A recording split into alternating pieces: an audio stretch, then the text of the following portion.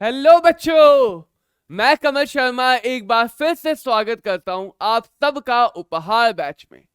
तो आज का हमारा उपहार है रसायन विज्ञान का आखिरी अध्याय, जैव अणु, जहां पे हम समझेंगे कि जैव अणु होते क्या हैं, इनके उपयोग क्या है।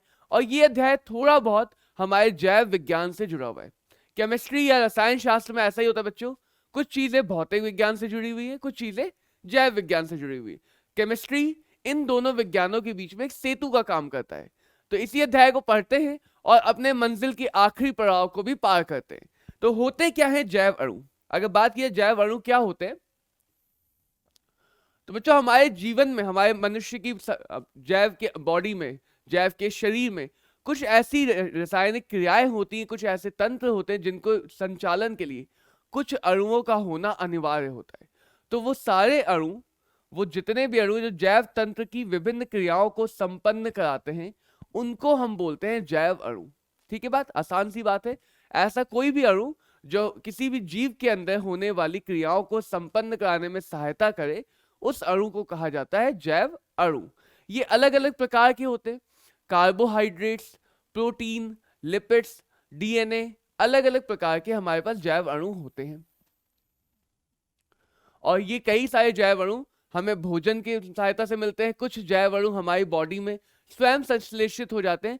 तो इनके स्रोत भी अलग अलग होते हैं, इनके स्रोत भी अलग अलग होते हैं। तो इस अध्याय में हमें तीन अणुओं को समझना है मुख्यतः। कार्बोहाइड्रेट क्या होते हैं, प्रोटीन क्या होते हैं और न्यूक्लिक अम्ल क्या होते हैं। इन तीनों के बारे में हम मुख्यतः बात करेंगे। तो सबसे पहले बात करते हैं कार्बोहाइड्रेट क्या होते हैं। जैसा कि नाम बता रहा है बच्चों, कार्बोहाइड्रेट, तो पहले तो ये मान लिया गया था पुराने समय में कि जो कार्बन के हाइड्रेट होते हैं, यानी कि जिनका सूत्र CxH2OY होगा, यानी कार्बन से पानी का अणु जुड़ा हुआ है, तो कार्बन के हाइड्रेट को कहा जा रहा था कार्बोहाइड्रेट। कई सारे जैव अणु इस बात को ऊपर खड़े भी उतर देते। जैसे मैं बात करूं ग्लूकोज, जो हमारा बहुत ही सामान्य सा कार्बोहाइड्रेट है, तो इसको मैं लिख सकता हूं C6H2O पूरा 6। तो ये दिख रहा है कि 6 कार्बन अणुओं का 6 पानी के साथ हाइड्रेशन हुआ है, तो ये कार्बोहाइड्रेट है। तो कई बार कार्बोहाइड्रेट्स को हम ऐसे समझा रहे थे, परिभाषित कर रहे थे पुराने टाइम में। लेकिन क्या देखा गया, कुछ ऐसे अणु भी हैं जैसे कि एसिटिक अम्ल, ये कार्बोहाइड्रेट नहीं है, लेकिन फिर भी हम इसको कार्बन के हाइड्रेट के फॉर्म में दिखा सकते हैं। तो ये तो हो गई गड़बड़। यदि मैं हर कार्बोहाइड्रेट के अलावा और भी अणुओं को कार्बन के हाइड्रेट के फॉर्म में दिखा पाऊं, तो इसमें कुछ तो अलग है जिस वजह से ये कार्बोहाइड्रेट नहीं है, या इसमें कुछ और अलग है जिस वजह से ये कार्बोहाइड्रेट है। तो कार्बोहाइड्रेट की परिभाषा को बदला गया, कार्बोहाइड्रेट की परिभाषा को बदला गया। साधारण परिभाषा से ये है कि इसमें एक बहुत बड़ी कार्बन की श्रृंखला होगी, एक हमारे पास कीटोन या एल्डिहाइड समूह होगा, यानी कि कार्बोनिल समूह होगा, और एक से ज्यादा OH लगे होंगे। तो ये कहा गया ऐसे जितने भी पॉलीहाइड्रोक्सी कार्बोनिल यौगिक हैं जो त्रिविम या प्रकाशीय समावयवता दिखाते हैं, प्रकाशीय एक्टिव होते हैं, उनको कहा गया कार्बोहाइड्रेट, उनको कहा गया कार्बोहाइड्रेट। तो ध्रुवन घूर्णक पॉलीहाइड्रोक्सी एल्डिहाइड अथवा कीटोन, ये अथवा दो बार आ गया तो एक बार हटा देते हैं। ध्रुवन घूर्णक पॉलीहाइड्रोक्सी एल्डिहाइड अथवा कीटोन, या उन यौगिकों को जिनकी जल अपघटन से ऐसे यौगिक मिल सके। ध्यान देना, इसमें दो बातें हैं, एक तो ऐसे यौगिक खुद कार्बोहाइड्रेट कहलाए, और ऐसे भी यौगिक जिनके जल अपघटन से इस प्रकार के यौगिक मिल सकते हैं, उनको भी कार्बोहाइड्रेट कहा गया, उनको भी क्या कहा गया, कार्बोहाइड्रेट।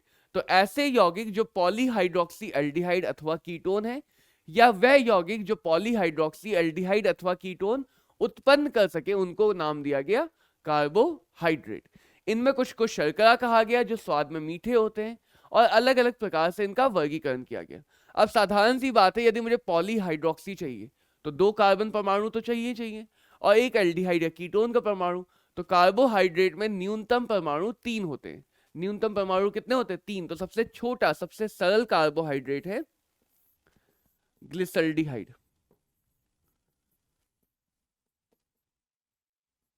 ये सबसे सरलतम कार्बोहाइड्रेट है, ग्लिसरल्डिहाइड बोलते हैं इसे।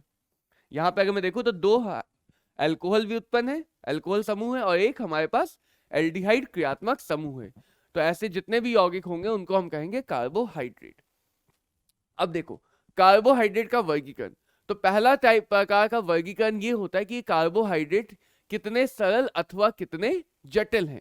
मतलब क्या हुआ इस बात का कि यदि कोई कार्बोहाइड्रेट और आगे जल अपघटन नहीं कर सकता, यानी वो पहले से ही अपनी सरलतम रूप में है, तो ऐसे कार्बोहाइड्रेट को कहा गया मोनोसैकेराइड। सैकेराइड वर्ड भी कार्बोहाइड्रेट के लिए यूज करते हैं, मोनो का मतलब एक। तो ऐसा कार्बोहाइड्रेट जिसका जल अपघटन नहीं हो सकता, यानी जो पहले से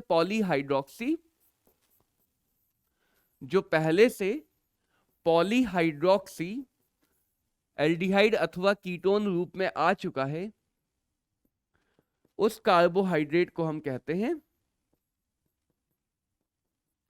मोनोसैकेराइड। जैसे हमारा बहुत मुख्य यौगिक डी ग्लूकोज है, ठीक है। तो ये पहले से सरलतम फॉर्म में आ चुका है, इसका और ज्यादा जल अपघटन नहीं हो सकता, तो ऐसे यौगिक को कहा गया मोनोसैकेराइड। जैसे हमारे पास क्या क्या है, हमारे पास है glucose, fructose, ribose, galactose, mannose, iodose, बहुत सारे मोनोसैकेराइड्स होते हैं। फिर उसके बाद बोला गया ओलिगोसैकेराइड्स। पहले यहीं पे देख लेते हैं कि यदि कार्बन परमाणु 3 है तो ऐसे मोनोसैकेराइड्स को कहा गया ट्राईओज। ट्राई का मतलब 3, ओज का मतलब जो हम एंड में ओज लगाते हैं यहाँ पे। अगर 4 है तो टेट्रोज, 5 है तो पेंटोज, 6 है तो हेक्सोज, 7 है तो हेप्टोज। अब इसमें भी दो वर्गीकरण है, वो एल्डिहाइड वाला हो सकता है, वो कीटोन वाला हो सकता है। तो अगर एल्डिहाइड वाला है तो एल्डोट्रायोज, कीटोन वाला है तो कीटोट्रायोज, टेट्रोज वाले में एल्डोटेट्रोज, कीटोटेट्रोज। तो ऐसे प्रकार से हम इनका नामकरण भी करते हैं मोनोसैकेराइड्स में। जैसे ग्लूकोज को बोला जाए तो ग्लूकोज में क्योंकि एल्डिहाइड समूह है और 6 परमाणु है, तो ग्लूकोज किस श्रेणी को होगा, ये एक एल्डो हेक्सोज है। ग्लूकोज एक एल्डो हेक्सोज है। एल्डो इसलिए क्योंकि इसमें एल्डिहाइड समूह है, और हेक्सा वर्ड इसलिए आया क्योंकि इसमें 6 कार्बन है। तो कार्बोहाइड्रेट में मोनोसैकेराइड्स को हम इस प्रकार से नामकरण करते हैं। सबसे मुख्य हमारे पास एल्डो हेक्सोज होते हैं। सबसे मुख्य हमारे पास क्या होते हैं, एल्डो हेक्सोज। अब ध्यान देना बच्चों, एल्डो हेक्सोज मतलब हमारे पास 6 कार्बन की चेन है, यानी CHO है, CH2OH है, HOH, HOH, HOH, HOH। तो जो हम एल्डो हेक्सोज पढ़ रहे हैं, उन एल्डो हेक्सोज में यदि मैं देखूं तो 4 मेरे पास कायरल कार्बन परमाणु हैं। 4 मेरे पास कायरल कार्बन परमाणु हैं जो प्रकाशीय समावयवता दिखा सकते हैं। जो हमें क्या दिखा सकते हैं, प्रकाशीय समावयवता दिखा सकते हैं। अब ध्यान देना यहाँ पे कैसे हम इनका संरचना और नाम याद रखेंगे, वो बात है कि पहले हमने सारे OH दाईं तरफ बना दी, सारे OH किधर बना दिए, दाईं तरफ। अब जो ये आखिरी वाला कार्बन परमाणु है, इसका OH यदि दाईं तरफ होता तो ऐसे शर्करा को हम बोलते हैं D, और इसका OH अगर बाईं तरफ होगा तो ऐसी शर्करा को हम बोलेंगे L। ये D और L हमारे डेक्स्ट्रो या लीवो रोटेटरी नहीं दिखाते, ये नहीं दिखाते कि वो दक्षिणी ध्रुवक है या उत्तरी ध्रुवक है, ये सिर्फ दिखाते हैं हमें सापेक्ष कॉन्फ़िगरेशन। HOH में यदि OH दाईं तरफ है तो हम उसे बोलेंगे D शर्करा, HOH आखिरी वाला अगर बाईं तरफ है OH तो हम उसे बोलेंगे L शर्करा। तो ये हो गया हमारा पहला। अब देखो पहले हम लेंगे 0, 0 के बाद हम लेंगे 1, 1 के बाद हम लेंगे 2, 2 के बाद हम 1 और 2 को मिला देंगे, फिर हमारे पास अगला संख्या आएगी 3, 3 के बाद हम 1 को 3 से मिला सकते हैं, 2 को 3 से मिला सकते हैं, और 1 2 3 तीनों को मिला सकते हैं, यानी 1,3 मिला सकते हैं, 2,3 कर सकते हैं, और 1 2 3 कर सकते हैं। मतलब हमने किया क्या, हम एक एक करके संख्या ले रहे हैं, और जितनी संख्याएं ले चुके हैं उनके फिर समूह बनाते जा रहे हैं। पहले 1 लिया, 2 लिया तो फिर 1 और 2 का समूह बना दिया, 3 लिया तो पहले 1 और 3 का समूह बनाया, 2 और 3 का समूह बनाया, फिर तीनों का समूह बना दिया, 1 2 3 का। इसका मतलब क्या है ये जो भी संख्या मैंने लिखी है, ये जो भी संख्या लिखी है, ये वाले कायरल परमाणु के संरचना को तुम्हें उल्टा कर देना है। इस वाली कायरल परमाणु की संरचना को तुम्हें क्या कर देना है? उल्टा कर देना है।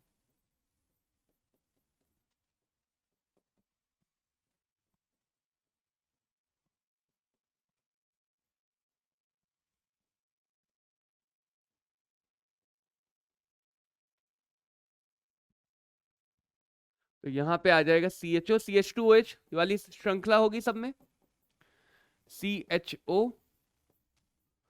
CH2OH CHO CH2OH। अब देखो यहां पे, अब यहां पे जादू देखो। पहला उल्टा मतलब ये पहला उल्टा हो जाएगा, OH इधर, OH इधर, H इधर। दूसरा उल्टा मतलब इधर OH आ जाएगा बाईं तरफ, H आ जाएगा दाईं तरफ। एक और दो मतलब पहला भी और दूसरा भी दोनों उल्टे हो गए, OH OH, H इधर H इधर। तीसरा उल्टा हो गया। तो जो भी संख्याएं हैं वो उल्टे करते जाने। 1 3 का मतलब पहला उल्टा है यानी OH बाईं तरफ है, और तीसरा उल्टा है यानी उसका OH भी बाईं तरफ है। 2 3 मतलब दूसरा और तीसरा उल्टा है, दूसरा और तीसरा उल्टा है। 1 2 3 मतलब पहला भी उल्टा है, दूसरा भी उल्टा है, तीसरा भी उल्टा है। और क्योंकि हम आखिरी वाले पे, सबसे बड़े वाले कायरल कार्बन केंद्र पे ही हम इसको D या L नाम करें, तो उसको कभी नहीं बदलते हैं। यानी अब जितने भी बचे, इन संख्याओं के अलावा जितने भी बचे, उन सब में OH हम लगाएंगे दाईं तरफ। तो इसमें 3 बचे, H OH H OH। चौथा वाला तो अपने आप ऑटोमेटिकली दाईं तरफ आ जाएगा। इसमें H OH H OH H OH H OH H OH। इसको एक बार खुद से बनाना पड़ेगा बच्चों तुम्हें, और ये फिर कभी नहीं भूलोगे। H OH, और जैव विज्ञान वाले बच्चों के लिए तो बहुत आरामदायक हो जाएगा ये। ठीक है। 1 3 में कौन सा है? दूसरा वाला H OH, और चौथा वाला H OH। 2 3 में कौन सा? पहला H OH, और चौथा H OH। 1 2 3 में क्या बचा? सिर्फ H OH आखिरी वाला बचा। तो सबके सब ये D शर्कराएं हैं, सबके सब ये क्या है? D शर्कराएं, जिनका हमने सापेक्ष फिशर प्रोजेक्शन बनाया है। यहाँ पे फिशर का प्रतिबिंब यहाँ पे बनाया है। अब देखो इनके नाम कैसे याद रखोगे? इनके नाम के लिए एक अंग्रेजी स्टेटमेंट याद रखेंगे हम, क्या? ऑल एल्केमिस्ट, एल्केमिस्ट रसायन विज्ञानों को भी कहते हैं, रसायन प्रयोगशाला जो करते हैं, ग्लैडली मेक गम इन गैलन टैंक्स। यानी कि बहुत बड़े बड़े बर्तनों में जो रसायन शास्त्री होते हैं वो गोंद को खुशी से बनाते हैं। बहुत बड़े बड़े बर्तनों में रसायन शास्त्री गोंद को खुशी से बनाते हैं, उसी खुशी से जिस खुशी से तुम पढ़ रहे हो। खुश होके ही पढ़ोगे तभी चीजें आसान लगती हैं। तो इसका मतलब क्या? ऑल मतलब ये हो गया मेरा एलोज, ये वाला जो एल्डोहेक्सोल है ये हो गया एलोज। एल केमिस्ट का मतलब ये वाला हो गया एल्ट्रोज, ये डी एल्ट्रोज। ग्लैडली का मतलब ये हो गया D glucose, D glucose. Make का मतलब ये हो गया डी मैनोज, डी मैनोज। गम का मतलब डी गुलोज। आई का मतलब डी आयोडोज। गैलन का मतलब डी गैलेक्टोज। तो मुख्यतः हम स्टार्टिंग वाले 2 लेटर ले रहे हैं, डी गैलेक्टोज। और टैंक का मतलब ये हो गया हमारा डी टेलोज। तो ये हो गया हमारे 8 डी शर्कराएं एल्डोहेक्सोज परिवार की, 8 डी शर्कराएं एल्डोहेक्सोज परिवार की। इन्हीं का यदि मैं प्रतिबिंब ले लूं तो वो बन जाएंगी एल शर्कराएं। अगर मैं इन्हीं का प्रतिबिंब ले लूं तो वो क्या बन जाएंगी? वो बन जाएंगी एल शर्कराएं। इसका मतलब 8 ये डी, 8L, कुल मिला के हमने 16 संरचनाएं बहुत आसानी से याद रख ली। कुल मिला के हमने कितनी संरचनाएं याद कर ली? 16 संरचनाएं याद कर ली। तो ऑल एल्केमिस्ट ग्लैडली मेक गम इन गैलन टैंक्स। इससे हम बहुत सारे प्रश्नों को हल कर सकते हैं, इवन कंपटीशन वाले भी जो एपीमर्स, एनोमर्स, इन पे आधारित होते हैं। आगे समझेंगे बच्चों क्या होता है ओलिगोसैकेराइड। ओलिगो को मतलब है दो, एक से ज्यादा, तो 2 से 10 तक की होते हैं यूनिट। यानी कोई भी ऐसी शर्करा, कोई भी ऐसा कार्बोहाइड्रेट जिसका जल अपघटन करने पे, हमें मोनोसैकेराइड मिलते हैं। यानी कई बार क्या होता है जैसे मोनोसैकेराइड आपस में जुड़े हुए हैं, तो जल अपघटन करने से हमें मोनोसैकेराइड की इकाइयां मिलेंगी। तो यदि 2 से 10 तक की इकाइयां मिलती तो इनको हम क्या बोलते हैं? इनको हम बोलते हैं ओलिगोसैकेराइड। इनको भी हम बोलते हैं ओलिगोसैकेराइड। तो इन संख्या के आधार पर डाइसैकेराइड यानी जो 2 देंगे, ट्राइसैकेराइड जो 3 देंगे, टेट्रासैकेराइड जो 4 देंगे, इन सब में हम इन्हें वर्गीकृत करते हैं। जिनमें से मुख्यतः कौन से हमारे डाइसैकेराइड। जैसे हमारी जो शर्करा होती है सुक्रोज, जो हमारी सामान्य चीनी होती है, तो सुक्रोज भी एक डाइसैकेराइड है। जो दूध में शर्करा मिलती है लैक्टोज, वो भी डाइसैकेराइड है। माल्टोज, माल्ट शुगर, वो भी हमारी क्या है? डाइसैकेराइड। तो डाइसैकेराइड्स हमारे ज्यादा प्रमुख हैं, जो हमें जल अपघटन से कितने मोनोसैकेराइड देंगे? 2 मोनोसैकेराइड इकाइयां देंगे। 2 मोनोसैकेराइड इकाइयां देंगे। जैसे जब हम सुक्रोज का जल अपघटन करेंगे तो हमें मिलेगा ग्लूकोज और फ्रक्टोज। माल्टोज का जल अपघटन करेंगे तो हमें मिलेंगे ग्लूकोज की 2 इकाइयां, ग्लूकोज और ग्लूकोज। और लैक्टोज का जल अपघटन करेंगे तो हमें मिलेगा ग्लूकोज और गैलेक्टोज। तो इस प्रकार से 2 मोनोसैकेराइड मिल जाते हैं हमें डाइसैकेराइड से। पॉलीसैकेराइड अगर 10 से ज्यादा इकाइयां हैं, 10 से ज्यादा इकाइयां हैं, तो ऐसे हम सैकेराइड्स को बोलते हैं पॉलीसैकेराइड, यानी जिनके जल अपघटन पे हमें अनेक इकाइयां प्राप्त होंगी। जिनके जल अपघटन पे हमें अनेक मोनोसैकेराइड इकाइयां प्राप्त होंगी। जैसे स्टार्च, सेलुलोज, ग्लाइकोजन, ये सब हमारे होते हैं पॉलीसैकेराइड। और खास बात ये है कि बाकी कार्बोहाइड्रेट यानी मोनोसैकेराइड, ओलिगोसैकेराइड, ये तो स्वाद में मीठे होते हैं, लेकिन पॉलीसैकेराइड स्वाद में मीठे नहीं होते, इसलिए हम इनको अशर्करा भी कहते हैं। यानी कि कार्बोहाइड्रेट को हम 2 प्रकार से और वर्गीकृत कर सकते हैं। शर्करा जो मीठे होंगे, जिनमें मोनो और ओलिगोसैकेराइड आएंगे। अशर्करा जो मीठे नहीं होंगे, जिनमें हमारे पास पॉलीसैकेराइड्स आएंगे। जिनमें हमारे पास क्या आएंगे? पॉलीसैकेराइड्स आएंगे। अगला जो वर्गीकरण है बच्चों, वो इस आधार पर करते हैं क्योंकि हमारे पास सैकेराइड्स में कार्बोनिल समूह है, और कार्बोनिल समूह हमने पढ़ा हुआ है कि ये टॉलिन या फेलिंग अभिकर्मक का परीक्षण देता है, खासकर से यदि वो एल्डिहाइड समूह है।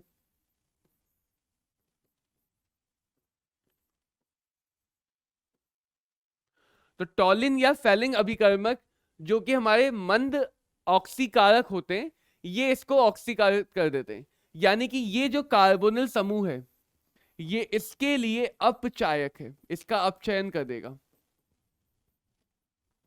ये ऑक्सीकारक कर रहा है, ये ऑक्सीकारक है,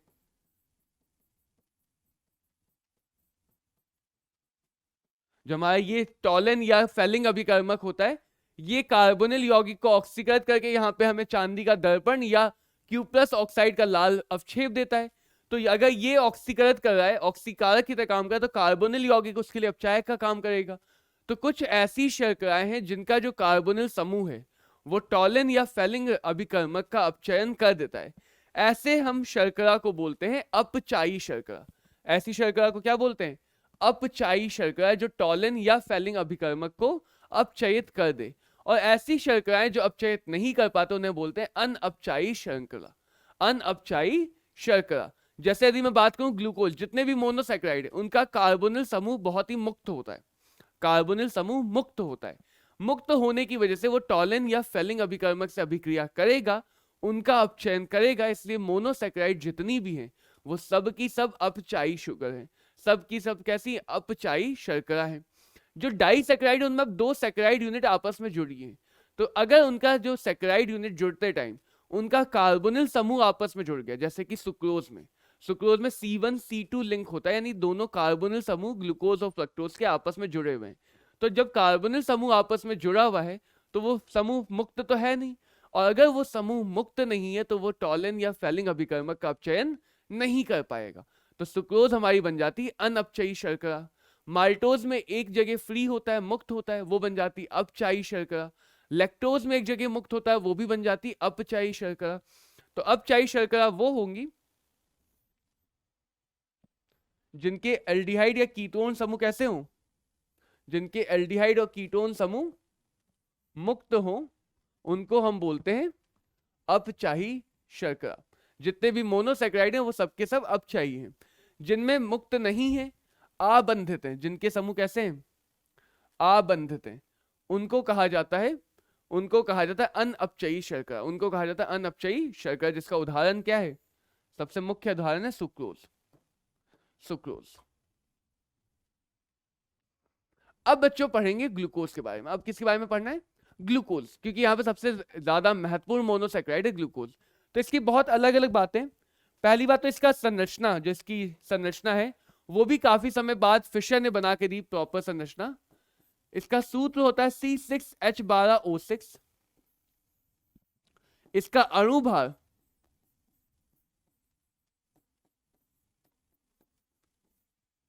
180 ग्राम प्रति मोल। और इसका जो फिशर वाली संरचना है वो अभी हमने बनाई, जिसमें हमने देखा था। अब देखो, यदि अचानक से बनाना पड़े तो कैसे बनाओगे, ऑल एल्केमिस्ट ग्लैडली। ये ग्लैडली जो वर्ड है ये हमें ग्लूकोज को बता रहा है।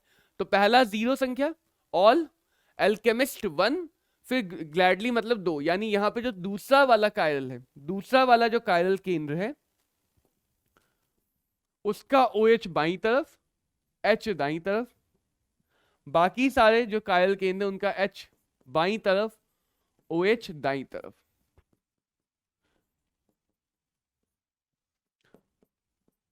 तो ये बन गया हमारा डी ग्लूकोज।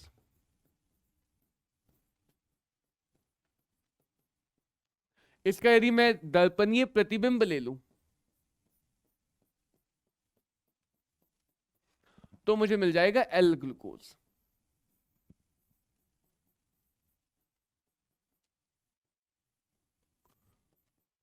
तो सब उल्टा हो जाएगा, मतलब दूसरा वाला OH सिर्फ दाईं तरफ होगा, बाकी सारे OH बाईं तरफ होंगे।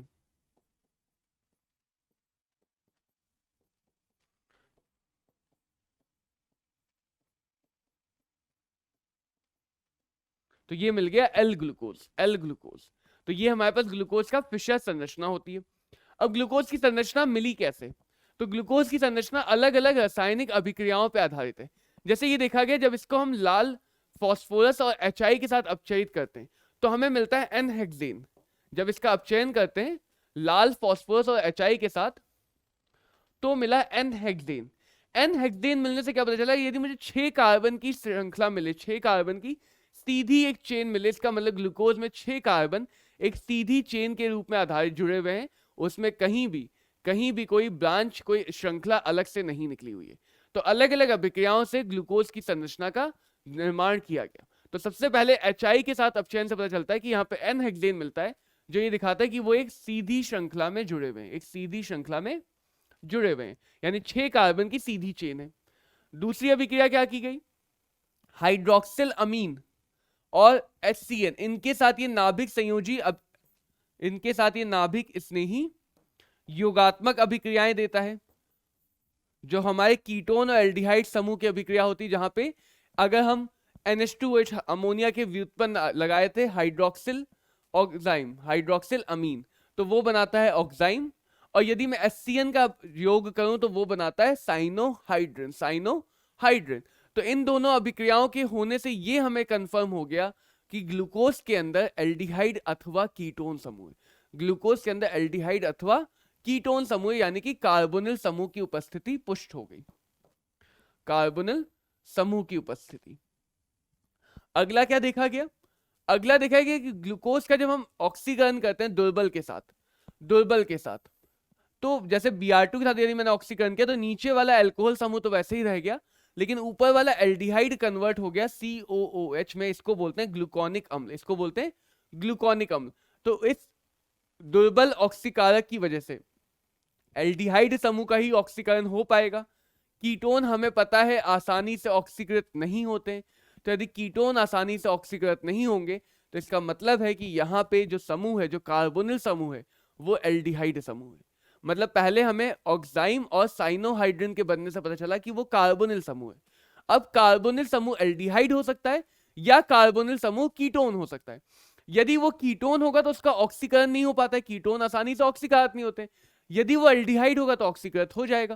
तो एक दुर्बल ऑक्सीकारक भी उसको ऑक्सीकृत कर दे रहा है। इसका मतलब क्या है कि वो जो कार्बोनिल समूह है वो समूह है हमारा कीटोन, और बना क्या ऑक्सीकरण के बाद? ग्लूकोनिक अम्ल। ग्लूकोनिक अम्ल जो समूह है वो एल्डिहाइड है, जो समूह है वो कैसा है?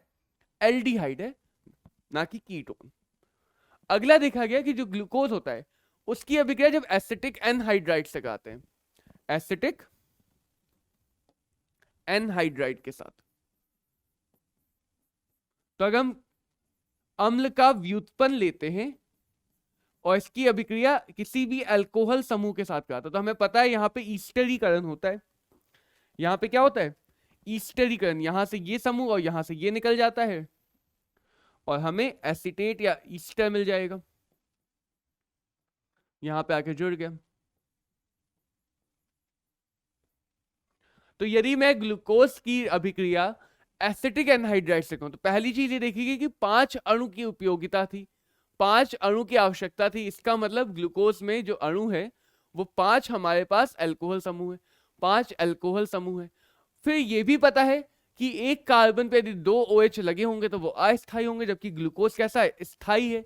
एक कार्बन पे यदि 2 OH लगे होते हैं तो वो अस्थायी होते हैं, कार्बोनिल में परिवर्तित हो जाते हैं। ग्लूकोज स्थायी है। इसका सीधा सा मतलब है जो ग्लूकोज के 5 हाइड्रोक्सी समूह हैं वो पांचों के पांचों समूह अलग अलग कार्बन पे। तो पहले तो पेंटा एसिटेट बनने से पता चला कि 5 समूह है, और ये पता चला कि पांचों अलग अलग कार्बन पे। तो एक तो एल्डिहाइड समूह पहले से हो चुका था, बाकी 5 कार्बन पे क्या लगा दिया? OH समूह लगा दिया। 5 कार्बन पे क्या लगा दिया? OH समूह लगा दिया। 5 अल्कोहल की पुष्टि होगी यहां से पेंटा एसिटेट बनने से। अगला देखा गया कि ग्लूकोज और ग्लूकोनिक अम्ल दोनों ही नाइट्रिक अम्ल द्वारा ऑक्सीकृत होकर बनाते हैं सैक्रिक अम्ल। सैक्रिक और ग्लूकोनिक अम्ल में अंतर देख लो।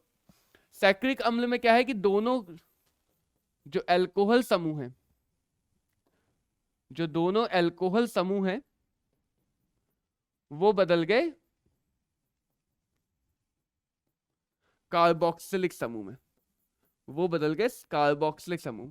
तो हमने देखा जब ग्लूकोज का हमने Br2 के साथ, जो कि एक दुर्बल ऑक्सीकारक है, Br2 जल के साथ,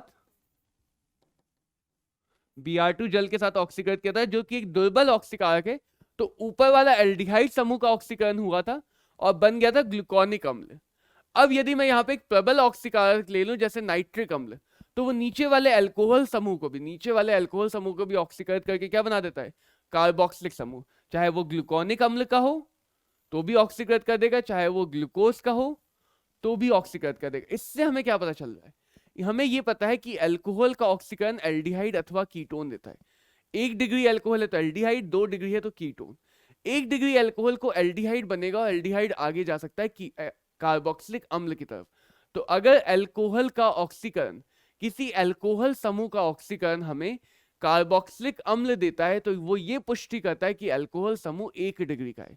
अल्कोहल समूह कैसा है? 1 डिग्री का। यानी यहाँ जो अल्कोहल समूह है वो प्राथमिक है, जो अल्कोहल समूह है वो हमारा प्राथमिक है। इस बात की पुष्टि होती है नाइट्रिक अम्ल के ऑक्सीकरण से। तो ये सारी अभिक्रियाएं मिलके ये पुष्ट करती हैं कि ग्लूकोज में हमारे पास क्या है? 6 कार्बन की श्रृंखला है, उसमें एक एल्डिहाइड समूह लगा है, 5 OH समूह लगे जिनमें से 4 OH हमारे द्वितीयक कार्बन पे लगे हैं, लेकिन जो आखिरी OH है वो हमारा प्राथमिक कार्बन पे लगा है।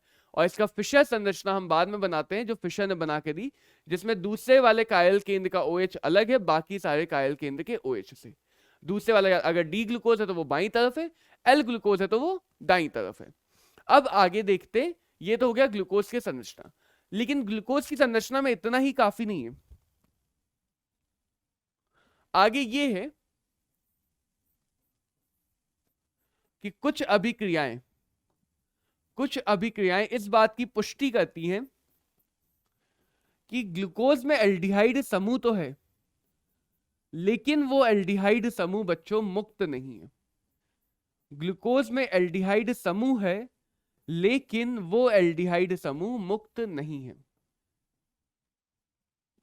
ठीक है, क्यों मुक्त नहीं? क्योंकि हमने एक और अभिक्रिया पढ़ी थी, उस अभिक्रिया में हमने जाना था कि यदि कोई कार्बोनिल यौगिक है, इसकी अभिक्रिया में ROH यानी कि अल्कोहल से कराता हूं, तो इस पे नाभिक स्नेही योगात्मक अभिक्रिया से बना था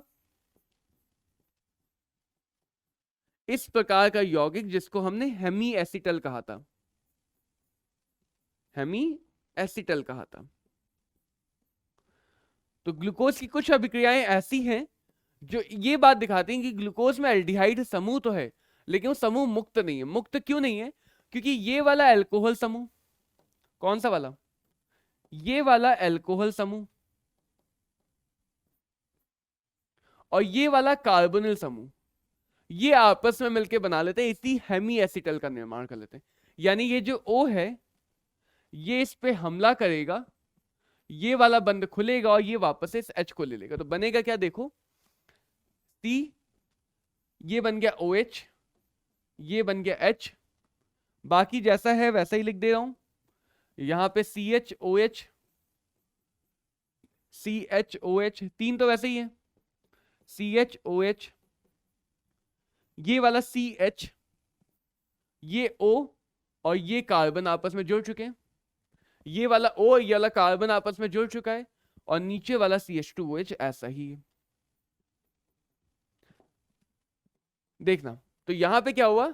1 2 3 4 5 6 6 परमाणुओं की एक चक्रीय संरचना बनी है। तो ग्लूकोज के लिए कुछ अभिक्रियाएं इस बात की भी पुष्टि करती हैं कि ग्लूकोज के पास चक्रीय संरचना भी है। उस चक्रीय संरचना में एक हेमी एसिटल का निर्माण हुआ, जिसकी वजह से ये एक नया कायल केंद्र बना।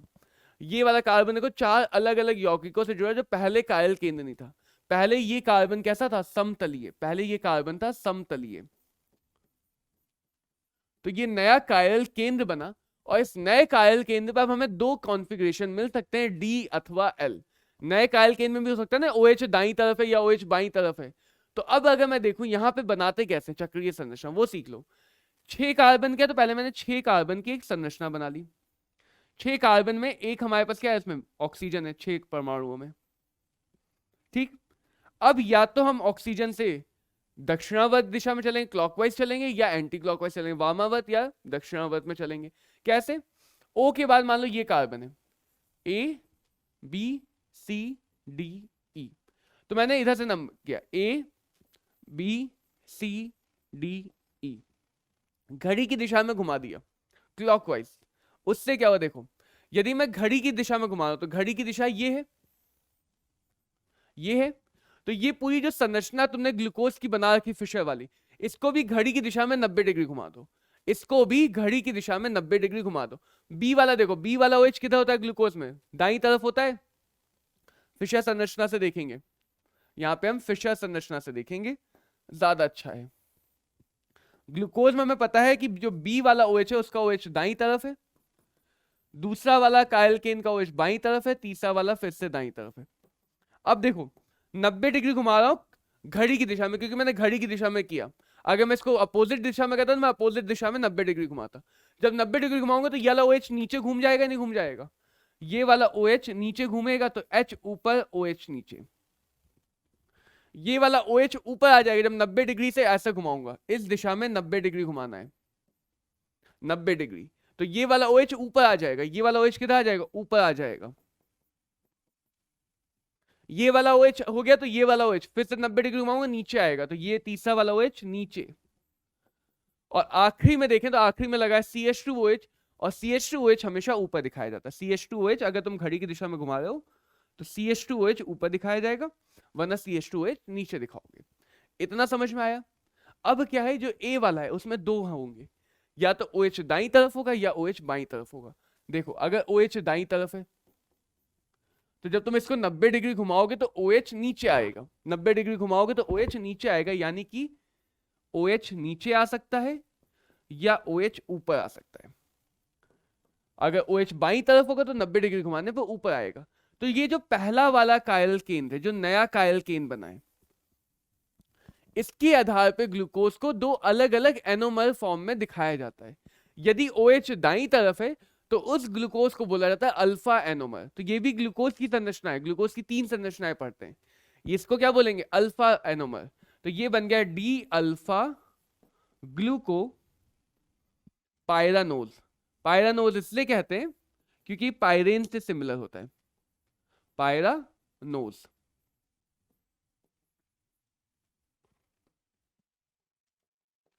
तो यहां पे अल्फा इसलिए बोला क्योंकि जो पहला नया कायल केंद्र बना है उसका OH दाई तरफ है। यदि उसका OH बाई तरफ होता है, नहीं OH ऊपर होता है, H नीचे होता है, तो उसको बोलते हैं बीटा डी ग्लूकोपायरानोज। तो ग्लूकोज की 3 संरचनाएं। डी ग्लूकोज का मतलब है उसकी चक्रीय संरचना, साधारण संरचना। उसके पहले कार्बन पे हेमी एसिटल का फॉर्मेशन हुआ, तो या तो बीटा बनेगा या क्या बनेगा, अल्फा बनेगा, या तो बीटा या अल्फा। अल्फा और बीटा में अंतर इस कायल केंद्र का है, यहां पे हमारे पास O नहीं होगा, O बीटा वाले में इधर की तरफ होगा। पहले वाला जो नया केंद्र बन रहा है, यदि वो नया केंद्र वाला OH हमारे पास दाई तरफ है तो अल्फा, यदि नए केंद्र वाला OH बाई तरफ है तो बीटा।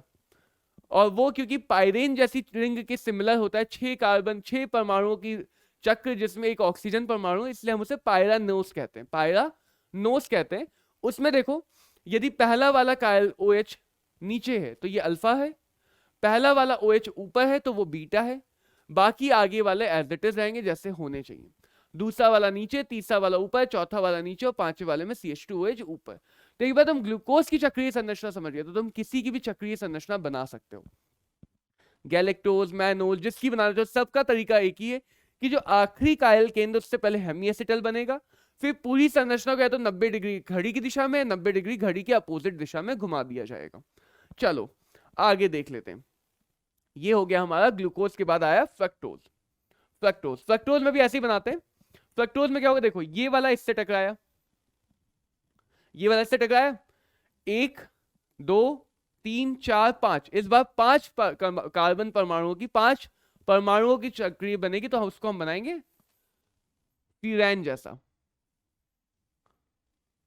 देखना A B C D, मैंने घड़ी की दिशा में फिर से नंबरिंग कर दी, A B C D। देखो B वाला OH फ्रक्टोज में भी बाईं तरफ होता है ग्लूकोज की तरह। जब 90 डिग्री से घुमाऊंगा, 90 डिग्री घुमाऊंगा तो ये OH ऊपर आएगा, नहीं जो B वाला OH है, OH ऊपर H नीचे। इसके जब घड़ी दिशा में घुमाऊंगा तो ये वाला OH नीचे आएगा, C वाले में H ऊपर OH नीचे। इसको ये पहले से घुमा हुआ है, इसमें हमेशा CH2OH ऊपर होता है, तो D वाले में CH2OH ऊपर। जब भी घड़ी की दिशा में घुमा रहा हूं तो आखिरी वाला CH2OH ऊपर रहेगा। अब जो ये पहला वाला है इसके पास क्या बनेगा, ये बन जाएगा OH और CH2OH, OH और CH2OH। अब अगर OH बाई तरफ दाई तरफ हुआ तो OH नीचे आ जाएगा, ये बन गया अल्फा डी फ्रक्टोफ्यूरेनॉल, फ्रक्टोफ्यूरेनॉल।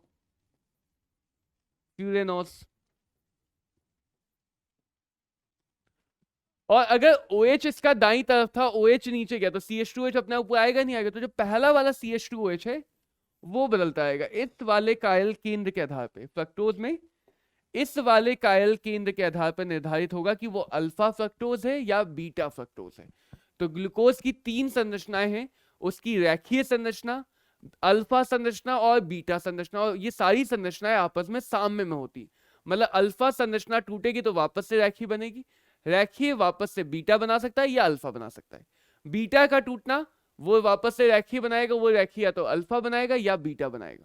वैसे ही फ्रक्टोज में ये फ्रक्टोज की रेखीय संरचना, इससे बनेगा अल्फा संरचना या बीटा संरचना। बीटा संरचना में क्या होगा, सिर्फ ये दोनों बदल जाएंगे, OH ऊपर CH2OH नीचे।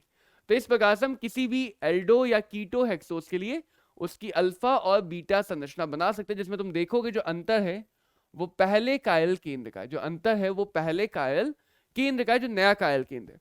और एक और बात, इन चक्रीय संरचनाओं में यही वाला जो केंद्र है, यही वाला अपचायी होता है, यही वाला क्या होता है, अपचायी होता है। क्यों होता है, क्योंकि ये एल्डिहाइड और कीटोन से यही तो आ रहा है, जो नया वाला है वो एल्डिहाइड और कीटोन से ही तो आ रहा है। तो यदि किसी शर्करा में ये वाला ये वाला केंद्र मुक्त नहीं है तो वो शर्करा बन जाएगी अनअपचायी। इसीलिए कुछ शर्कराएं अपचयी होती हैं, कुछ शर्कराएं अनअपचयी होती है। जैसे होगा क्या कि यदि शर्करा में OH है दो अलग अलग शर्कराओं में और इनका H2O निकल जाए, इनसे क्या निकल जाए, H2O निकल जाए, तो एक ईथर का बंध बन जाता है। इसको यहां पे बोलते हैं ग्लाइकोसिडिक बंध। क्या बोलते हैं, ग्लाइकोसिडिक बंध।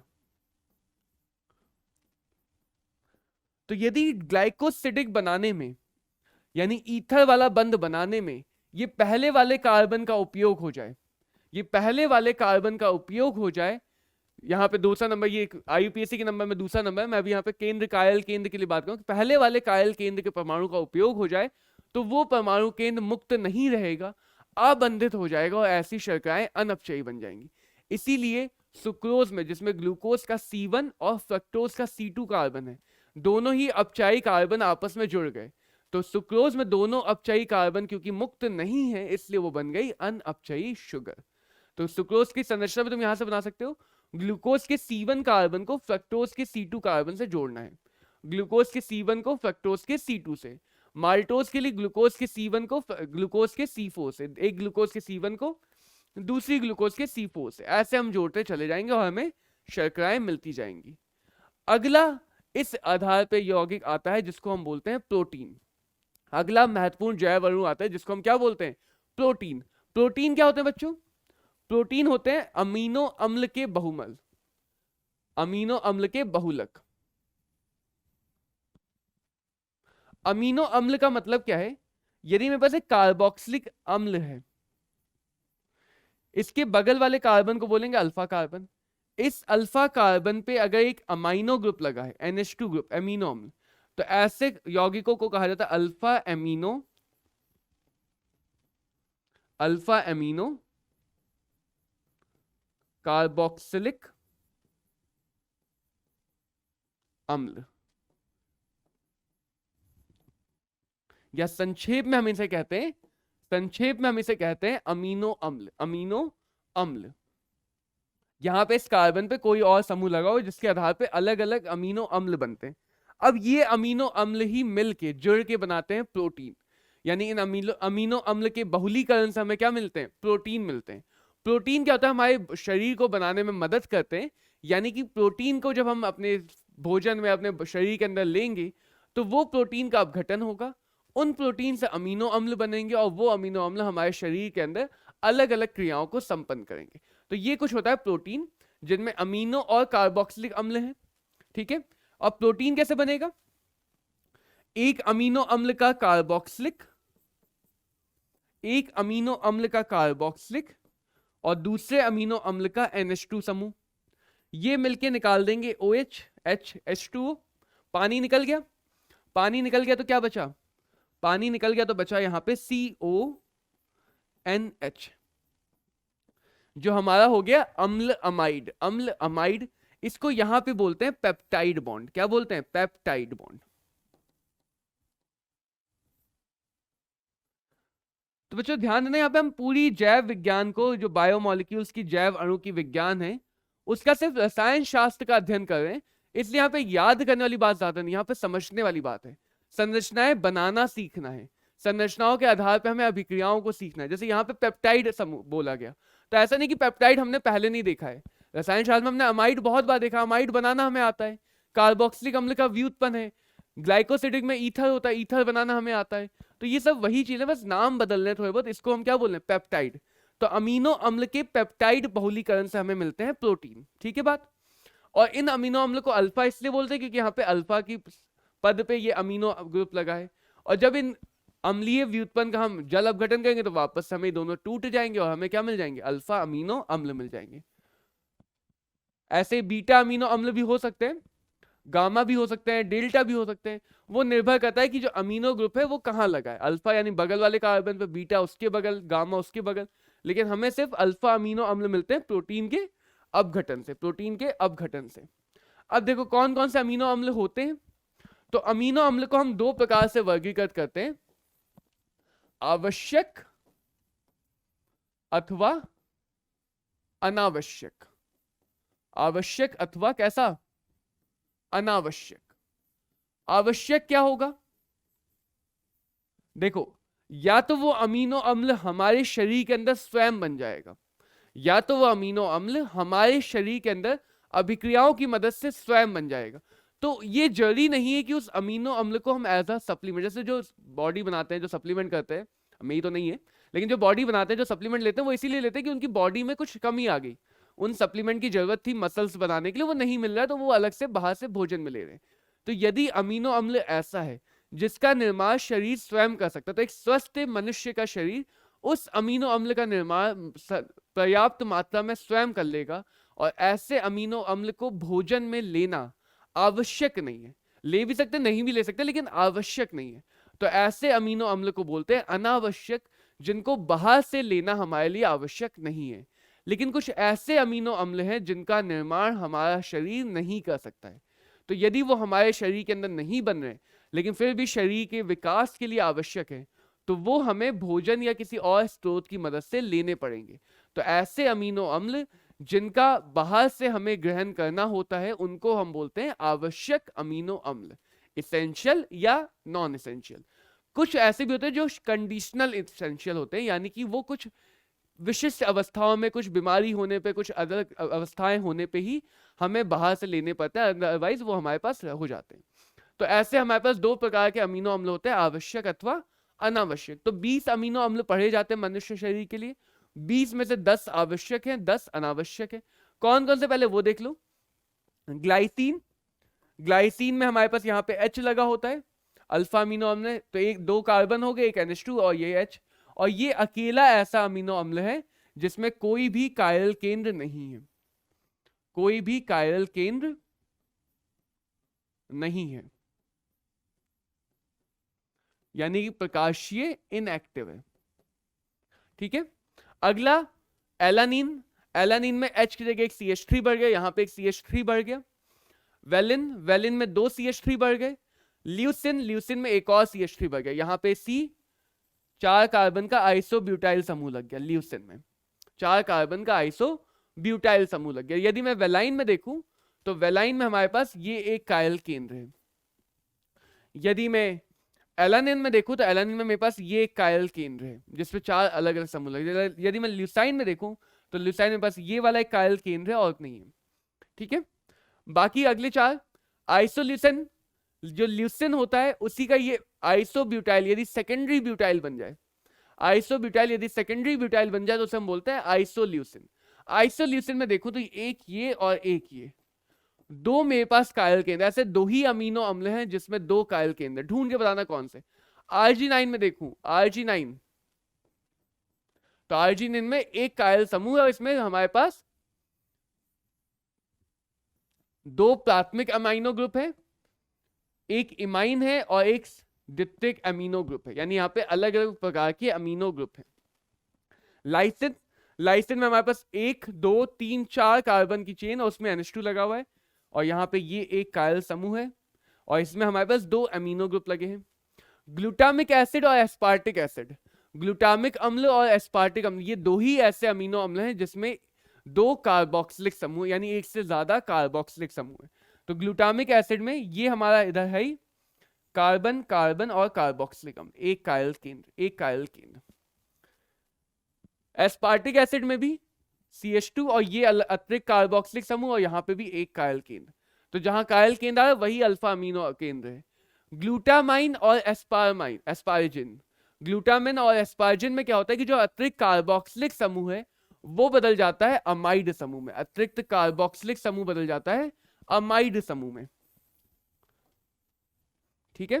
थ्रियोनिन में देखो तो यहाँ पे एक अल्कोहल समूह है, यहां भी हमारे पास 2 कायल केंद्र हैं, और कोई भी हमारा अमीनो अम्ल नहीं जिसमें 2 कायल केंद्र। एक थ्रियोनिन में 2 कायल केंद्र दिख रहे हैं, और एक हमें किसमें दिख रहे हैं 2 कायल केंद्र, ल्यूसिन में, आइसोल्यूसिन में। आइसोल्यूसिन और थ्रियोनिन, ये 2 ऐसे अमीनो अम्ल हैं जिसमें हमें 2 कायल केंद्र दिखेंगे। सिरिन में ये हमारे पास हो गया कायल केंद्र, मिथियोनिन में ये कायल केंद्र, सिस्टीन में ये कायल केंद्र, और मिथियोनिन और सिस्टीन ये 2 ही अमीनो अम्ल हैं जो सल्फर युक्त हैं, ये 2 ही अमीनो अम्ल हैं जो सल्फर युक्त हैं। तो अमीनो अम्ल की संरचनाएं भले ना याद हो, लेकिन कुछ विशेष बातें हैं वो जरूर याद रखना। जैसे कौन से 2 अमीनो अम्ल हैं जिनमें सल्फर है, तो मिथियोनिन और सिस्टीन। कौन से 2 अमीनो अम्ल हैं जिनमें 2 कायल केंद्र हैं, तो वो हो गया आइसोल्यूसिन और थ्रियोनिन। इस प्रकार की बातें याद रखनी। किस अमीनो अम्ल में 2 कायल केंद्र हैं, किस अमीनो अम्ल में सिर्फ द्वितीयक अमीनो ग्रुप है। फिनाइल एलानिन की बात करो तो इसमें फिनाइल लग जाता है एलानिन पे, एलानिन पे ही एक फिनाइल समूह लग जाता है। टीरियोसिन की बात करो तो इसमें फिनाइल समूह पे एक अल्कोहल यानी फिनॉल बन जाता है, फिनाइल समूह से वो फिनॉल बन जाता है। ट्रिप्टोफैन देखूं, ट्रिप्टोफैन तो यहाँ पे हमें एक नाइट्रोजन का छाल लगा मिलेगा। प्रोलिन देखो तो प्रोलिन में भी एक खास बात है कि प्रोलिन ऐसा है जिसमें 1 डिग्री अमीनो ग्रुप अनुपस्थित है। बाकी जितने भी अमीनो अम्ल हैं उनमें यदि 2 डिग्री अमीनो है भी तो 1 डिग्री अमीनो भी, प्रोलिन में 1 डिग्री अमीनो समूह अनुपस्थित है, सिर्फ और सिर्फ 2 डिग्री का अमीनो समूह है। तो अल्फा तो है लेकिन यहाँ पे 1 डिग्री अमीनो समूह नहीं, जैसे बाकी सब में हमें NH2 दिखा है, बाकी सब में NH2 दिखा है। और आखिरी हमारा अमीनो अम्ल आता है हिस्टिडीन, आखिरी आता है हिस्टिडीन। अब समझना यहाँ पे एक बात हमें याद रखनी है, एक और अंग्रेजी का स्टेटमेंट है, HIV patient may live long if they take antiretroviral treatment। Antiretroviral treatment इसका मतलब क्या है, ये हमारी वो लिस्ट है जो हमें आवश्यक अमीनो अम्ल दिखाती है। HIV 3 ये हुए, चौथा P, 5वां M, छठा L, 7वां L, 8वां TH, 9वां A और आखिरी 10। ये हो गए हमारे 10 आवश्यक अमीनो अम्ल और 10 अनावश्यक हैं। H का मतलब हिस्टिडीन, H का मतलब हिस्टिडीन। I का मतलब आइसोल्यूसिन, आइसोल्यूसिन। V का मतलब वैलिन, V का मतलब वैलिन। P का मतलब phenyl alanine, phenyl alanine. M का मतलब मिथियोनिन, जिसमें सल्फर वाला होता है, सल्फर वाला भी एक आवश्यक है एक अनावश्यक है, मिथियोनिन। L का मतलब ल्यूसिन, दूसरे वाले L का मतलब लाइसिन। TH का मतलब थ्रियोनिन, A का मतलब आर्जिनिन, आर्जिन, आर्जिनिन। और लास्ट वाले TR का मतलब ट्रिप्टोफैन, ट्रिप्टोफैन। तो ये हमारे पास 10 आवश्यक अमीनो अम्ल की सूची है।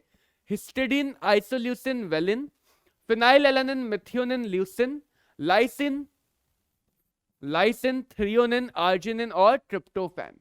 तो 10 आवश्यक हैं, जिनमें से जो ये हिस्टिडीन है इसको कई बार जैव विज्ञान में कंडीशनल आवश्यक भी कहा जाता है। ये कुछ विशेष उपस्थितियों में, कुछ विशेष परिस्थितियों में ही शरीर के अंदर आवश्यक होता है, अदरवाइज ये अनावश्यक बन जाता है। तो ये कंडीशनल आवश्यक है, बट इसको भी हम आवश्यक में काउंट करके चलेंगे। तो हमारे पास यहाँ पे कुल मिला के 10 आवश्यक अमीनो अम्ल हैं। अब बच्चों प्रोटीन की अलग अलग संरचना है, क्योंकि प्रोटीन अमीनो अम्ल के बहुलीकरण से बन रहे हैं, तो उनका बहुलीकरण अलग अलग प्रकार से हो सकता है। यदि उनका बहुलीकरण एक रेशे के प्रकार से हो, एक रेशे के जैसे हो, यानी कि श्रृंखलाएं क्या हो, इनको हम बोलते हैं पॉलीपेप्टाइड, जिनमें बहुत सारे पेप्टाइड समूह। पेप्टाइड और कुछ नहीं है, कार्बोक्सिलिक और अमाइन के बहुलीकरण से बनने वाला अमाइड समूह है। तो पेप्टाइड श्रृंखलाएं यदि समांतर हो, मतलब ऐसे श्रृंखलाएं जुड़ती जाए, जैसे अमीनो अम्ल जुड़ते चले गए आपस में, ऐसे एक और अमीनो जुड़ते चले गए पेप्टाइड समूह से, ऐसे और जुड़ते चले गए, तो रेशे जैसा बन जाएगा। रेशे में जैसे बाल होता है वैसे बन गया, और इनके बीच में हाइड्रोजन और डाई सल्फाइड आबंधों द्वारा ये आपस में जुड़ी रहेंगी। हाइड्रोजन और डाई सल्फाइड आबंधों द्वारा ये आपस में जुड़ी रहेंगी। तो ऐसे प्रोटीनों को हम कहते हैं, ऐसे प्रोटीनों को कहते हैं हम रेशेदार प्रोटीन। क्या कहते हैं? रेशेदार प्रोटीन। और क्योंकि ये रेशेदार हैं, ये जल में कैसे होते हैं? अविलेय रहते हैं, जल में अविलेय रहते हैं। जैसे कि हमारे पास जल में अविलेय होते हैं, जैसे किरेटिन जो बाल में मिलता है, ऊन हो गया, रेशम हो गया, इनमें मिलने वाले जो अमीनो समूह है, जो प्रोटीन है, वो प्रोटीन होते हैं रेशेदार। और इनमें बहुत ज्यादा हमें स्ट्रेंथ मिलेगी, बहुत ज्यादा शक्ति मिलेगी जब खींचा जाएगा इन्हें। अगला होता है गोलिकार। गोलिकार प्रोटीन में क्या होगा कि प्रोटीन की संरचनाएं आपस में जुड़ते जुड़ते एक अलग तरह की क्वाइल बना लेते हैं, एक अलग तरह का गोल बना लेते हैं। कैसे? ये मान लो प्रोटीन की अमाइनो श्रृंखलाएं, ये बहुत सारे अमाइनो अम्ल आपस में जुड़े हुए हैं।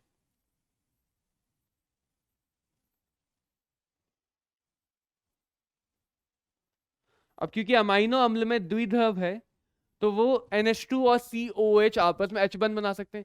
तो एक बहुत सारे अमाइनो अम्ल की श्रृंखला मिल गई। अब उसमें से वो श्रृंखलाएं आपस में कुछ इस तरह से सामने आ रही है कि उनके अंदर एक H बंध बन जाए। जैसे यहां पे देखो, CO और NH, इनके बीच में बन गया H बंध। तो यदि ये वाली श्रृंखला कुछ ऐसे घूम जाए सांप की तरह, यहां पे C डबल बॉन्ड O है, यहां पे NH है, और ये आपस में बना लें H बंध, तो ये एक स्प्रिंग जैसा काम करेगी ना। स्प्रिंग जैसा काम मतलब तुमने तार को लिया, साधारण शब्दों में लूं तो एक तार को लिया, तार को एक इस पेन पे बांधा गोल गोल और छोड़ दिया, तो वो स्प्रिंग जैसा बन जाता है, नहीं बन जाता है? तो वैसे कुछ यहाँ पे भी तुमने एक सीधी श्रृंखला ली, उसको थोड़ा सा गोल बना के छोड़ दिया, जिसके बीच में H बंध है। अब वो H बंध आपस में पास आएंगे, दूर जाएंगे, पास आएंगे, दूर जाएंगे, तो एक स्प्रिंग जैसी संरचना मिलेगी, जिसको हम बोलते हैं प्रोटीन की प्राथमिक संरचना। प्रोटीन की प्राथमिक संरचना। द्वितीयक संरचना में और ज्यादा जुड़ जाएगी तो हम उसे बोलते हैं बीटा प्लीटेड संरचना। देखो यहाँ पे देखो, प्राथमिक में ऐसा हुआ, द्वितीयक में ये घूम गया, H बंध से जुड़ गया, द्वितीयक में घूम गया और H बंध से जुड़ गया। अब यही घूमते घूमते घूमते घूमते सामने आ जाए, यानी कि एक द्वितीयक संरचना के सामने घूमते घूमते दूसरी द्वितीयक संरचना आ गई। इसको यहां से तोड़ के दिखा देता हूं। एक द्वितीयक संरचना ये, दूसरी ये। अब ये आपस में जुड़ जाए H बंध से, तो एक द्वितीयक संरचना ये हो गई, एक ये हो गई, ये आपस में जब H बंध से जुड़ जाएंगे तो ऐसी संरचना को बोलते हैं प्रोटीन की तृतीयक संरचना। क्या बोलते हैं? प्रोटीन की तृतीयक संरचना। और ये तृतीयक मान लो एक द्वितीयक के सामने आ गई, ये तृतीयक के सामने क्या आ गया? एक द्वितीयक आ गया, और दोनों ने आपस में H बंध बना लिए। तो प्रोटीन की जो सीधी रेखा की संरचना है वो H बंध के आकार पे कैसे बदल ली। देखो, सीधी को गोल गोल घुमा दिया, द्वितीयक बन गई। उस द्वितीयक को घुमाते घुमाते घुमाते घुमाते इधर लाके वापस से जोड़ दिया, वो तृतीयक बन गई। और ऐसी तृतीयक पे एक और द्वितीयक लाके ऊपर से चिपका दी, तो वो बन गई प्रोटीन की चतुष्क संरचना। प्रोटीन की चतुष्क संरचना। तो प्रोटीन में क्या होता है कि प्रोटीन में बहुत सारे अमाइनो अम्ल की श्रृंखला है, लेकिन वो आपस में क्वाइल करके एक बहुत छोटी सी जगह मार देते हैं, अपने आकार को बहुत छोटा कर लेती है। तो प्रोटीन में बहुत ज्यादा क्वाइलिंग हो रखी होती है। जैसे स्प्रिंग में देखो, एक लंबा सा वायर क्वाइल होके छोटा सा बन जाता है, लंबा सा वायर क्वाइल होके क्या बन जाता है? छोटा सा बन जाता है। वैसे यहाँ पे भी होता है, प्रोटीन में एक लंबी सी संरचना क्वाइल होके छोटी सी संरचना बन जाती है, और यही संरचना प्रोटीन को इसका जटिलीकरण करती है, और प्रोटीन को इसकी जो क्रियाएं हैं वो प्रदान करती है। यानी इन्हीं संरचनाओं की वजह से प्रोटीन अलग अलग अभिक्रियाएं, अलग अलग क्रियाएं करता है। अब खुद सोचो, यदि मेरे पास ये संरचना बन रही है H बंध की मदद से, यदि ताप को मैं बढ़ा दूं तो क्या H बंध टूटेगा? नहीं। यदि ताप को मैं बढ़ा दूं तो H बंध टूट जाएगा। तो प्रोटीन का यदि ताप बढ़ा दी जाए तो ये जितनी भी चतुष्क, तृतीयक या द्वितीयक संरचना, इनके H बंध टूटेंगे। लेकिन ताप को बढ़ाने से अमीनो बंध तो नहीं टूटेंगे, जो पेप्टाइड बंध है, तो ये H बंध टूटेंगे, और प्रोटीन की जो संरचना है वो अनक्वाइल्ड हो जाएगी, सीधी हो जाएगी। वो किस में बदल जाएगी? प्राथमिक में बदल जाएगी। जैसे यदि H बंध ही तो इन्हें घुमा करके टूट जाए तो प्रोटीन खुल के सीधा हो जाएगा। ये H बंध टूट जाए तो वो खुल के पहले द्वितीयक बनेगा, और द्वितीयक वाला भी H बंध टूट जाए तो वो खुल के क्या बन जाएगा? प्राथमिक बन जाएगा। तो जब भी हम प्रोटीन को गर्म करते हैं, उसकी चतुष्क संरचना खुल के बन जाएगी तृतीयक, तृतीयक खुल के बन जाएगी द्वितीयक, और द्वितीयक खुल के बन जाएगी प्राथमिक।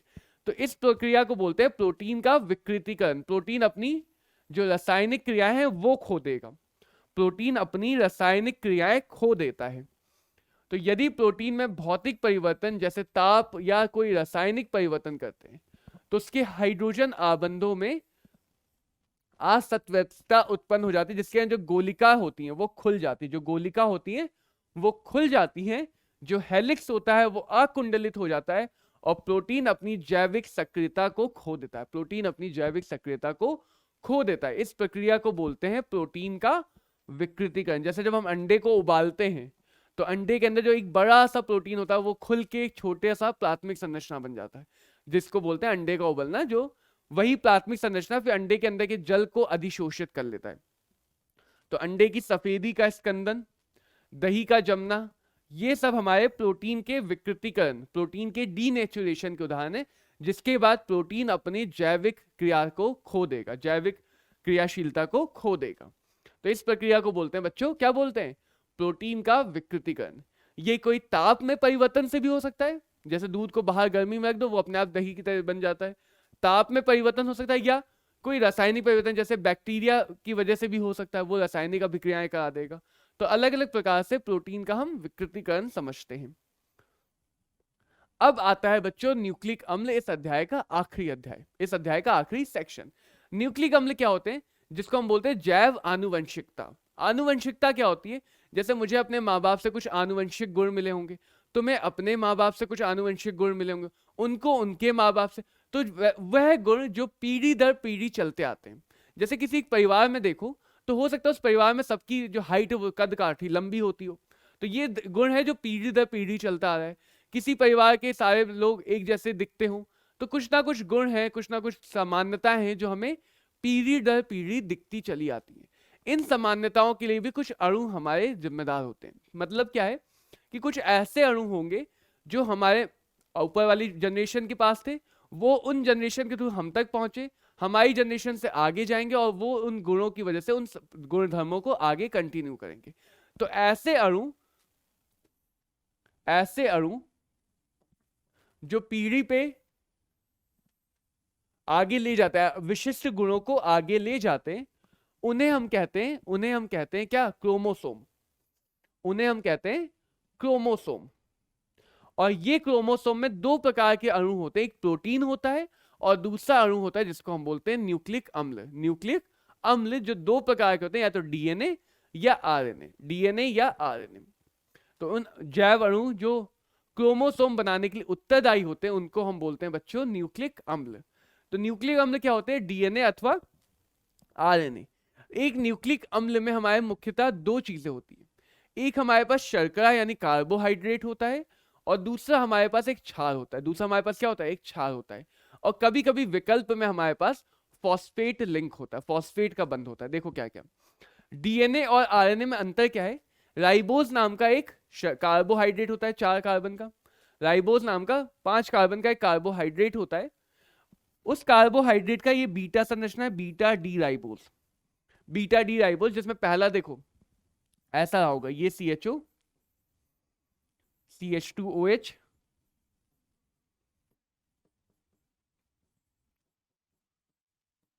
सारे OH इसके दाईं तरफ, इसको बोलते हैं डी राइबोज। और जैसे अभी ग्लूकोज में सीखा था वैसे तुम इसका भी चक्रीय संरचना बना के पहले वाले पे या तो OH नीचे होगा या OH ऊपर होगा। नीचे होगा तो अल्फा, ऊपर होगा तो बीटा। तो यहाँ पे ऊपर है इसलिए बीटा, ऊपर है इसलिए बीटा, तो इसको बोलते हैं बीटा डी राइबोज। और इसका जो दूसरा वाला है कायल केंद्र, यदि मैं इससे OH हटा दूं तो इसे बोलते हैं beta D 2 oxy ribose. 2 oxy ribose का मतलब दूसरे वाली संख्या से, दूसरे वाले कार्बन केंद्र से OH को हटा दिया गया, दूसरे वाले कार्बन केंद्र से OH को क्या कर दिया गया? हटा दिया गया। देखो यहाँ पे OH है ही नहीं। तो राइबोज और डीऑक्सी राइबोज में इतना अंतर है कि हमारे पास एक 5 कार्बन की पांच परमाणुओं की चक्रीय संरचना है, जिसके दूसरे वाले कार्बन से यदि OH उपस्थित है तो वो राइबोज, और अनुपस्थित है वो डीऑक्सी राइबोज। ठीक है बात? दोनों बीटा है, दोनों चक्रीय संरचना बीटा है, यानी दोनों में जो पहला वाला OH है वो ऊपर है, बाकी OH नीचे है। तो डीएनए में डीऑक्सी राइबोज शर्करा होती है, आरएनए में राइबोज शर्करा होती है। तो पहला अंतर डीएनए आरएनए में क्या है कि डीएनए में जो शर्करा है वो ये वाली होगी डीऑक्सी राइबोज, आरएनए में जो श्रृंखला है वो होगी राइबोज। सबके पास OH समूह है, इन OH समूह के आधार पर जुड़ेंगे। दूसरा क्या होंगे? क्षारक होंगे। कौन कौन से क्षारक हैं हमारे पास? एडेनिन, ग्वानिन, साइटोसिन, थाइमिन और यूरासिल। अंतर इन दोनों का है।